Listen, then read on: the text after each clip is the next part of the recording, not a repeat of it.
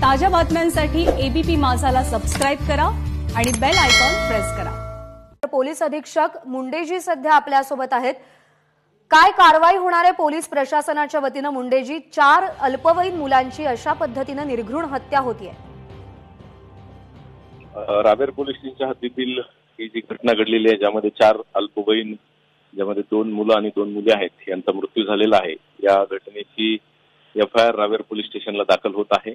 या घटनेचा तपास हा कुमार चिंता डायरेक्ट आयपीएस अधिकारी आहेत त्यांच्याकडे आम्ही देतोय आणि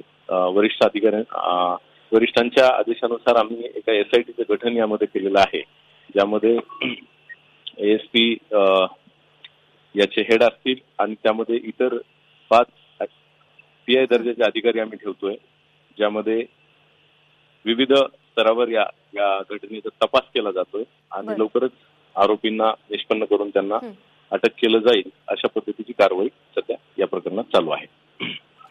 मुंडेजी, खासदार रक्षा खडसे यांनी असं सांगितलं की त्यांचे काही कौटुंबिक वाद होते। पोलिसांनी आता जो प्राथमिक तपास केलाय त्यातून काय माहिती समोर आली आहे?